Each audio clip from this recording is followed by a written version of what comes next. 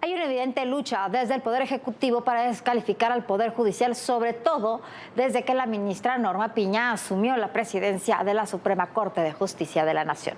Si la semana pasada el presidente López Obrador le había ordenado a los miembros de su gabinete que ni le contestaran el teléfono a los ministros de la Corte, esta semana un grupo muy pequeño de Morena inició un plantón frente a la sede de la Corte para juntar firmas para destituir a la ministra Piña. Fracasaron. Fue un gran fracaso. Paradójicamente, lo único que se ha logrado es unificar fuerzas en torno a la ministra, dentro y fuera de la Corte, y que se estableciera una sólida mayoría en el Pleno, como se demostró con la decisión controvertida, pero la decisión al fin de declarar inconstitucional la incorporación de la Guardia Nacional a la Secretaría de la Defensa. Son 3 días de plantón afuera de la Suprema Corte de Justicia de la Nación. Integrantes del Frente Nacional Obradorista, afines al movimiento de la Cuarta Transformación, buscan recaudar 150,000 firmas entre la gente que pasa por el lugar para exigir la renuncia de la ministra presidenta Norma Lucía Piña Hernández y de 7 ministros más de quienes dicen sus resoluciones son en contra del pueblo. Elementos de la Guardia Nacional y la Policía Capitalina se mantienen atentos a lo que ocurre al exterior del recinto, al tiempo que la protesta se desarrolla pacíficamente. Los inconformes han dicho que tienen planeado realizar una marcha, aunque no han dado a conocer la fecha. Lo cierto es que no es la primera vez que los simpatizantes de la Cuarta Transformación realizan un plantón para demandar la renuncia de la ministra presidenta. El 21 de marzo también recolectaron firmas y pegaron cartulinas en la entrada de la Corte acusándola de estar contra la democracia. Este miércoles, el secretario de Gobernación, Adán Augusto López, volvió a reprochar que los ministros no hayan aprobado el pase de la Guardia Nacional a la Secretaría de la Defensa Nacional. Es lamentable la decisión que 8 ministros de la Corte tomaron respecto al actuar de la Guardia Nacional y a la adscripción de esta a la Secretaría de la Defensa Nacional. 2 días después de que el Poder Judicial anulara el pase de la Guardia Nacional al Ejército, el presidente López Obrador dijo que la ministra presidenta de la Suprema Corte, Norma Piña, intentó acordar con el gobierno federal los plazos para que la medida entrara en vigor.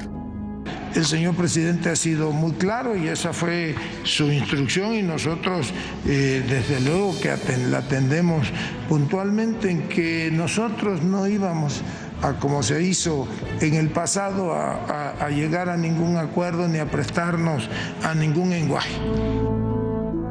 Norma Lucía Piña Hernández es la primera mujer que preside la Suprema Corte de Justicia de la Nación. Personajes de diversos ámbitos han emprendido una ofensiva para desacreditar las acciones y decisiones de la ministra presidenta. Incluso, simpatizantes fueron más allá y quemaron una piñata con su figura durante un mitin realizado en el Zócalo el 18 de marzo. Acción que incluso reprobaron el presidente López Obrador y el Poder Judicial. En contraparte, la mayoría de ministros, legisladores de diferentes partidos y expolíticos han expresado su apoyo a la ministra, al tiempo que condenan las difamaciones de las que consideran ha sido objeto. Para ADN 40, Fuerza Informativa Azteca. Y en el escenario futuro tenemos 3 debates en la Corte que serán muy interesantes. Primero, ahí está el debate del Plan B electoral que puede ser declarado inconstitucional. También puede correr esa misma suerte la ley que declaró como de seguridad nacional las principales obras de infraestructura del gobierno federal. Esto con el fin de no tener que dar información y así evitar amparos. Y finalmente está por último, en el mismo sentido, puede terminar en la Corte el futuro del Instituto Nacional de Acceso a la Información. Si en el Senado, es muy probable, no terminan de designar a los consejeros que le faltan al INAI para poder sesionar. La Suprema Corte de Justicia tiene varios asuntos en la palestra. Uno de ellos tiene que ver con el llamado Plan B de la reforma electoral. Se trata de uno de los temas que genera división de opiniones. Actualmente, la segunda sala del máximo tribunal determinó mantener la suspensión del Plan B, impidiendo su aplicación en las elecciones en el Estado de México y Coahuila, que se llevarán a cabo el próximo 4 de junio. La ministra Yasmín Esquivel Moza fue la única que apoyó la propuesta de su colega Loreta Ortiz para revocar esa suspensión, mientras que los ministros Luis María Aguilar Morales, Alberto Pérez Dayán y Javier Lainez Potisek se opusieron. El asunto será turnado al ministro Lainez Potisek para que elabore un nuevo proyecto de resolución y sea votado en la misma instancia judicial. Otro tema es el acuerdo presidencial publicado el 22 de noviembre de 2021 que clasificó todos los proyectos y obras prioritarias como de seguridad nacional. Con ello, el Ejecutivo Federal limitó la transparencia de las obras y sus respectivos permisos. El proyecto ya está listo y se espera que en mayo sea discutido. Fue elaborado por el ministro Juan Luis González Alcántara. Propone declarar fundada la controversia constitucional en contra del decreto, un recurso promovido por el Instituto Nacional de Acceso a la Información, el INAI.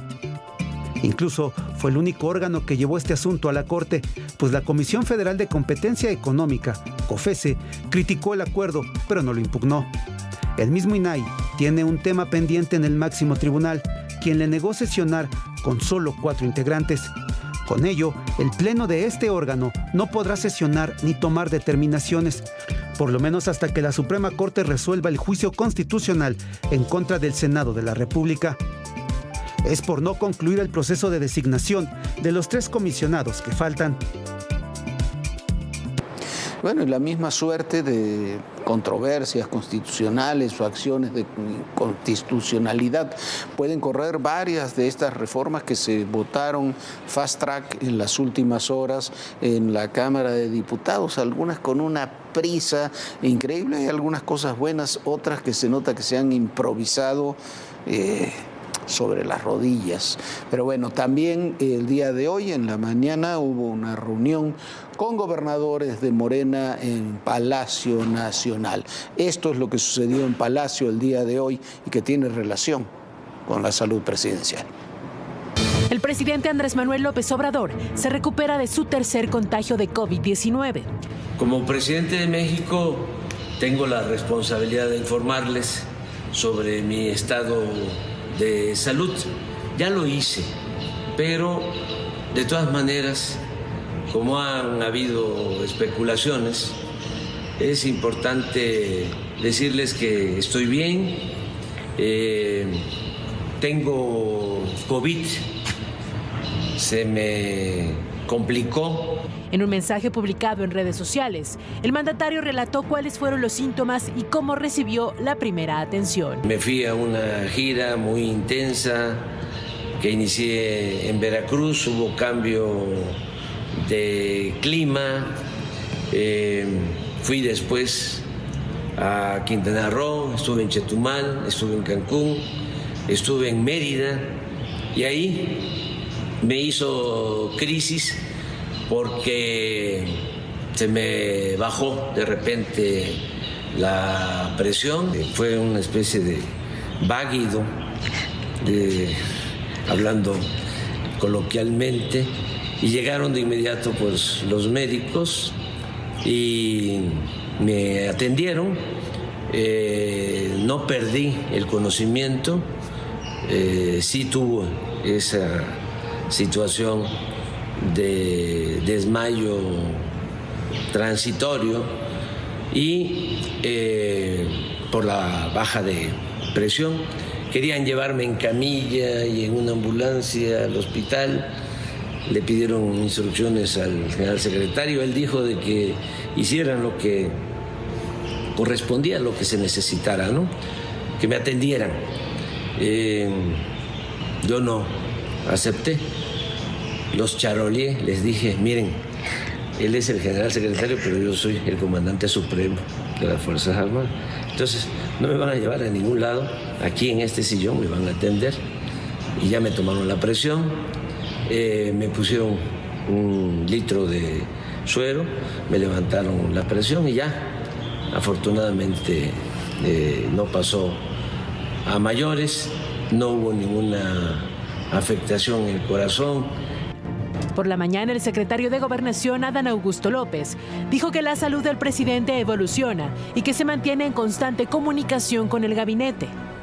Sobre las actividades agendadas, dijo que en cuanto sea dado de alta, atenderá las reuniones pospuestas desde el lunes. Hay incluso alguna serie de reuniones con personajes del extranjero que están de visita en México y que seguramente una vez que el señor presidente esté dado de alta, pedirán platicar con él como era el motivo de su visita.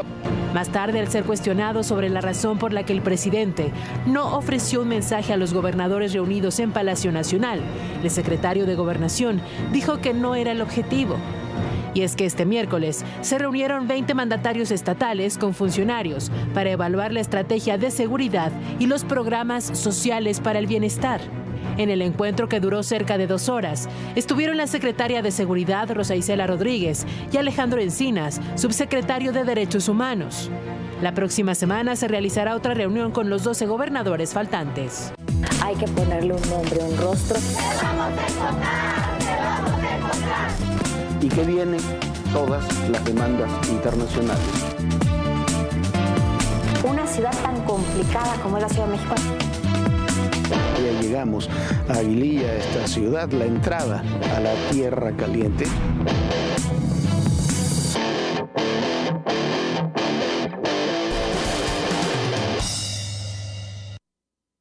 Continúa la nueva caravana migrante apodada Via Crucis Migrante, pero en esta ocasión el recorrido parece contar con todas las facilidades del gobierno federal para el traslado de más de 3,000 migrantes que participarán en ella. Es la caravana Via Crucis que en su 4.º día decidió hacer escala en Villacomatlán, luego de pernoctar en el municipio de Huixtla, Chiapas. El contingente está integrado por 3.500 migrantes y en su mayoría son de Centroamérica. También vienen sudamericanos y en menor número africanos y haitianos. Avanzan rumbo a los Estados Unidos, pero harán una escala en la Ciudad de México para exigir justicia por la muerte de migrantes en el país, como la de los 40 fallecidos hace un mes, en un incendio en una estación del Instituto Nacional de Migración en Ciudad Juárez. En menos de 7 días, esperan arribar a la capital del país. Desde que salió el contingente de Tapachula, el pasado fin de semana, la caravana ha recorrido más de 50 kilómetros, caminando bajo temperaturas que superan los 37 grados. Tenemos que atrasarnos porque yo, mami, estoy cansada, me duele los pies. A veces comemos y a veces no comemos. Si comemos una más en la noche. O sea, esto no es justo para los niños, no es justo. El recorrido ya cobró factura. La tarde del 25 de abril, un hombre originario de Honduras que se encontraba en el campamento provisional del Via Crucis Migrante murió. Fue identificado como Melville Saúl Chacón Mendoza, de aproximadamente 35 años. Comenzó a quejarse de un dolor hasta que cayó al suelo, por lo que varios migrantes comenzaron a gritar en busca de ayuda para atenderlo. Perdió la vida rumbo al hospital. Como parte de su protesta, al menos 5 migrantes decidieron coserse los labios. Nosotros pedimos que nos ayuden y si no nos pueden dar, aunque sea el bus que tanto pedimos para llegar a nuestro destino, pedimos el permiso, que es lo más importante. La última gran caravana se reportó en junio del 2022, cuando unos 7,000 migrantes se movilizaron por nuestro país. Desde entonces, solo pequeños grupos han intentado salir de Tapachula. Esta caravana refleja el inédito flujo migratorio en la región, con más de 2.76 millones de detenidos por Estados Unidos en la frontera con México en el año fiscal 2022, mientras que México reportó un incremento anual de más del 43% en el número de personas en situación irregular en 2022, al detectar 444.439 casos. La crisis no solo es con este tipo de caravanas. En el norte de México, cientos de migrantes que se encuentran varados han recurrido a medidas desesperadas para intentar llegar a los Estados Unidos. Se han lanzado al río Bravo para entregarse a la policía fronteriza. No todos corrieron con buena suerte y la llegada de agentes de migración del Grupo Beta impidió que más migrantes se arriesgaran. Estos extranjeros fueron puestos a disposición de las autoridades correspondientes para definir su situación migratoria. Y bueno, esta caravana migrante se da en un momento donde va a desaparecer el título 42 en los Estados Unidos, este que permitía, con la excusa de la pandemia, lo impuso Trump y sigue vigente hasta hoy, regresar y expulsar inmediatamente a cualquiera que llegara a los Estados Unidos sin su documentación en regla, y que llevó a enviar particularmente hacia México a miles y miles de personas. Se da la caravana, se da con las facilidades en esta ocasión del gobierno. Hay quienes dicen, y tienen toda la razón, que después de los 40 migrantes muertos en Ciudad Juárez no podía ser de otra manera. Hay quienes dicen, y probablemente también tienen razón, que es un mensaje a Estados Unidos con toda la controversia que se ha dado en las últimas semanas. Bueno, con esta historia le puedo mostrar que todos los sueños son posibles. Durante el encierro por la pandemia de COVID, la doctora Sian Proctor estaba resguardada en su hogar. Ella es profesora de geología y comunicadora científica.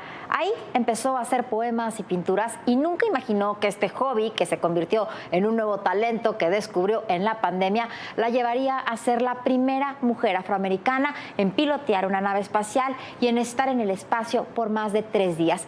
Mandó sus poemas y sus pinturas y ganó un concurso. Y con ese concurso se convirtió en astronauta.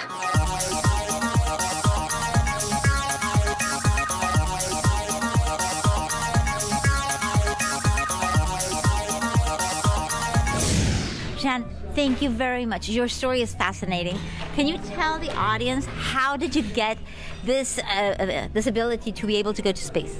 Yeah, I was very fortunate that during COVID in 2020, I unleashed my creativity as an artist and a poet. Even though I've been a trained geoscientist my entire career, it was the art and poetry that enabled me to find my authentic voice. And then I used that to basically win a contest to space, Inspiration 4. And I got to go to train with SpaceX, and I went to space for 3 days, orbiting our planet, and it was amazing.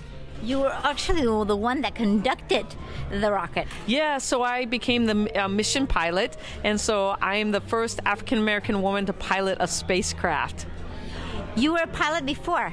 Yes, I have my pilot's license. Ever since I was a little girl, I wanted to fly, and so then, but I got glasses and things, and so, but then in my late 30s, I got my pilot's license. Not knowing that I would eventually become a pilot of a spacecraft, but I did. You spoke on your conference, you said something very beautiful about conservation of the earth. Yeah. Can you tell us that, please? Yeah, so I have been a geoscience scientist, and I teach sustainability, and so conservation of our planet is the number one thing that I'm most passionate about. And so with my newfound love of art and poetry, I try to express that, the things that I'm feeling about the way we can inspire people through poetry, I think is really important. And so I use that as my superpower to be able to share the message of why we should be more sustainable. Many people think, why go to space if we have to work so much on Earth to be sustainable? Yeah, and that's a valid question. And the thing about it, though, is space exploration, particularly human space exploration, what that does is it actually helps us solve issues here on Earth, because space exploration is all about efficiency in food, water, energy, shelter, waste management. And you think about the 5 top things that we have issues with here on Earth: food, water, energy, all of those things. And so those efficiencies, as we go to the moon and Mars, as we become more efficient in how we can build those systems in these really extreme, harsh places in outer space, all of that technology and all of that innovation is done here on Earth. And when you get all these spin-off technologies as a result of that. Well, you were a speaker last year, you're a speaker this year in EarthX 2023, which is very important, it's the most important environmental foundation. How did you get to meet with the foundation? Because you actually took a marble to space. I did. And so my good friend Marcella Mars, she is the one who said, you have to help work with EarthX. And I said, yes, right away. And so she bought me one of the EarthX marbles, and I was able to float that in space and then bring it back last year at the banquet and give that back. What would you say to the people that are watching us, especially the young people that are really pursuing their dreams? What I would say to you is, think about your beautiful, unique space. This space that you inhabit, this is your space to inspire. And you can use that space to not only inspire yourself, but those around you and beyond. And you do that by unleashing your creativity. Whatever it is that you're passionate about or you want to do, you want to think about, well, how can I be creative in this space? How can I contribute in this space? And so for me, I contribute through my art and poetry. I inspire people. So use your space to inspire those within your reach and beyond. Well, your poetry actually got you into space. Thank you very much. And it's very interesting that they're saying that we need to learn how to live in space, to live the same way here, and to save the planet. Absolutely. Solving for space solves for Earth. What have you liked the most about this EarthX 2023? I love it because I meet people who are actually putting, all their energy and using their space to save the planet. And so EarthX is a place where you can come and you can connect and you can work with people who are out there making action into, making things happen. Thank you very much. Thank you.